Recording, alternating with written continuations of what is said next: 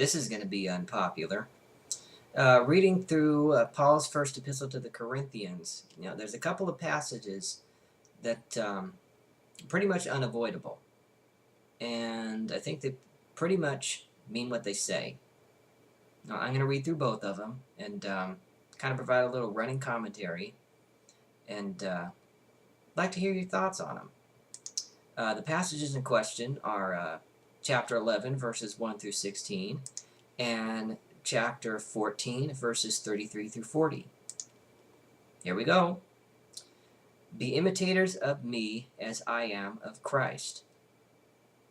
I commend you because you remember me in everything and maintain the traditions just as I handed them on to you.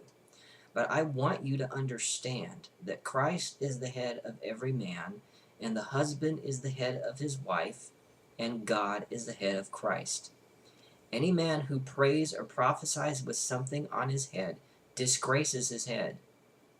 But any woman who prays or prophesies with her head unveiled disgraces her head. It is one and the same thing as having her head shaved. For if a woman will not veil herself, then she should cut off her hair. But if it is disgraceful for a woman to have her hair cut off or to be shaved, she should wear a veil. For a man ought not to have his head veiled, since he is the image and reflection of God. But woman is the reflection of man. Indeed, man was not made from woman, but woman from man. Neither was man created for the sake of woman, but woman for the sake of man.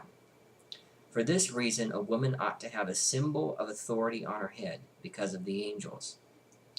Nevertheless, in the Lord, woman is not independent of man, or man independent of woman. For just as woman came from man, not referring to creation, so man comes through woman, that's through birth. But all things come from God. Judge for yourselves. Is it proper for a woman to pray to God with her head unveiled?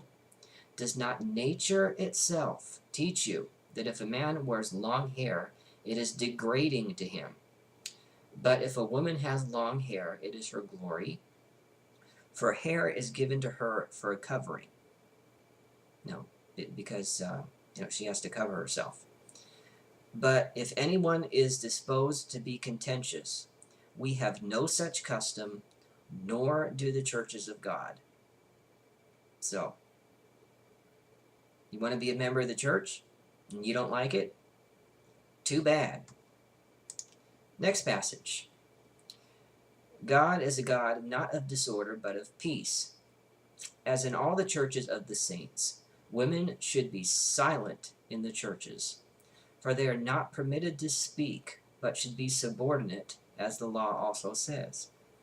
If there is anything they desire to know, let them ask their husbands at home, for it is shameful for a woman to speak in church.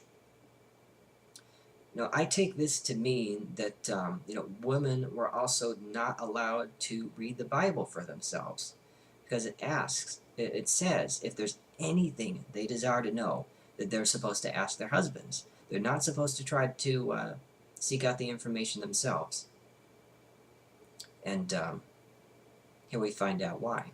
Or did the word of God originate with you? Or are you the only ones it has reached? Anyone who claims to be a prophet or to have spiritual powers must acknowledge that what I am writing to you is a command of the Lord. Anyone who does not recognize this is not to be recognized. So, my friends, be eager to prophesy, and do not forbid speaking in tongues, but all things should be done decently and in order. So again, do you want to be part of the church? Particularly if you want to be a leader of the church. You don't like this? Too bad. That's it.